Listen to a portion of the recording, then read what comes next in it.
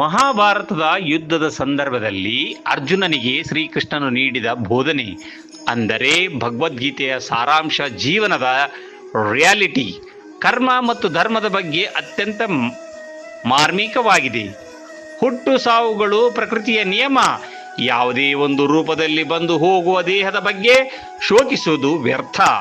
ಅರ್ಜುನನಿಗೆ ತಾನೇ ಬ್ರಹ್ಮಾಂಡ, ಸೃಷ್ಟಿ, ಸ್ಥಿತಿ, ಲಯಗಳೆಲ್ಲವೂ ತನ್ನಲ್ಲೇ ಇವೆ ಎಂದು ಶ್ರೀಕೃಷ್ಣನು ತನ್ನ ವಿಶ್ವರೂಪವನ್ನು ತೋರಿಸಿ ಜೀವನದ ಅಂತಿಮ ಸತ್ಯವನ್ನು ಅನಾವರಣಗೊಳಿಸುತ್ತಾನೆ. ಶ್ರೀಕೃಷ್ಣನ ಅತ್ಯಂತ ಪ್ರಮುಖ ಬೋಧನೆ, ನಿಮ್ಮ ಕೆಲಸ ಅಂದರೆ ಕರ್ಮ ಮಾಡುವುದು ಮಾತ್ರ ನಿಮ್ಮ ಹಕ್ಕು, ಅದರ ಫಲದ ಮೇಲಲ್ಲ. You have the right to work but not for the fruits. ಅರ್ಜುನನಿಗೆ ಕ್ಷತ್ರಿಯನಾಗಿ ಅನ್ಯಾಯದ ವಿರುದ್ಧ ಹೋರಾಡುವುದು, ಯುದ್ಧ ಮಾಡುವುದು ಧರ್ಮವಾಗಿದೆ. ಬಂಧುಗಳ ಮೇಲಿನ ಮೋಹದಿಂದ, ಕರ್ತವ್ಯದಿಂದ ವಿಮುಖನಾಗುವುದು ಅಧರ್ಮ.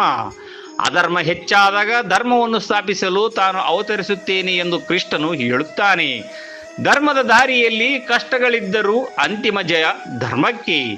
ಶ್ರೀಕೃಷ್ಣನ ಅರ್ಜುನನಿಗೆ ಅತಿಯಾದ ಭಾವನಾತ್ಮಕ ಮೋಹದಿಂದ ಹೊರಬಂದು ನಿಷ್ಕಮ ಕರ್ಮ, ಫಲಾಪೇಕ್ಷೆ ಇಲ್ಲದೆ ಕೆಲಸದ ಮೂಲಕ ಸ್ವಧರ್ಮ ಪಾಲಿಸಲು ಮತ್ತು ಜೀವನದ ಕಷ್ಟ ಸುಖಗಳನ್ನು ಸಮಾನವಾಗಿ ಸ್ವೀಕರಿಸಲು ಬೋಧಿಸುತ್ತಾನೆ.